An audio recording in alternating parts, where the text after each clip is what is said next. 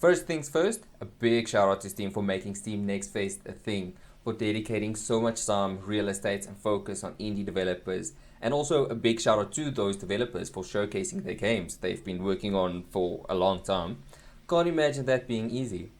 I really want indie developers that took on so much risk and spent so much time to succeed.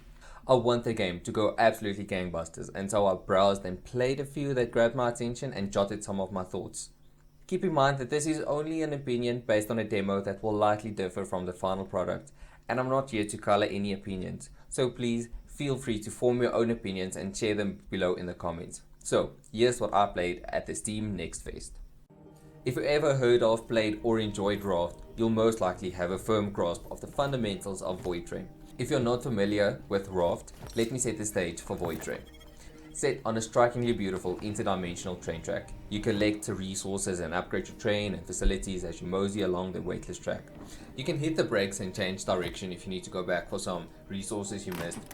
And as you collect resources, you end up at a pit stop. Once you're done with your pit stop, you jump off to the next stage. Based on the demo, each stage has a bit more danger than the previous stage, with a different color palette painting the sky and creating a new mood with the mystery of the game being drip fed. So far, I'm very hooked and even more curious to see the game in full release and what it has in store. Very high hopes for this one.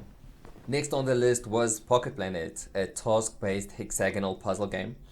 It's cutesy and fun, but I'm not really sure about the longevity of the game. I played 3-4 stages, roughly an hour and a half, and I feel like I got pretty much everything the game has to offer. I do hope there's a lot more once it's fully released, but for now, I'd rather play more Fabledom. While listening to some podcasts and taking a breather, I booted up Fabledom. So Fabledom is a city builder, but it's so simple and relaxing, and I wish the demo didn't cut me off as soon as it did. I was honestly lying back in my chair with one hand managing my little farm town. You jump in with a small population to build and maintain houses and farms. The population quickly grows with the more houses you build and the tasks you scratch off your to-do list. There was a fairy tale-like story teased, and I'm very much looking forward to get back to it as soon as possible, which is a glowing endorsement as I'm not one for city builders, but this one just clicked. This one, along with VoidTrain, is on my wish list. Lastly, what caught my eye was Voltaire Vegan Vampire, and I'm on the fence about it honestly because it seems just a bit too similar to Don't Starve Together, which most likely already polished the elements that Voltaire aims to sell as its winning trait. The main difference is that Voltaire has a bit of a different art style, and it's centered around a vampire that has been kicked out of the family for being a vegan.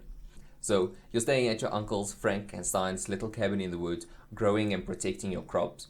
I think if the demo gave a bit more to chew on, it would have held my attention for a bit longer. This one can go either way, and I'm hoping for the best, but I'm not holding my breath just yet. If there were any great demos that you wanted to shed some light on, please do list them in the comments below, as I would love to hear what's on your wish list and maybe put a few of them on my radar for next time.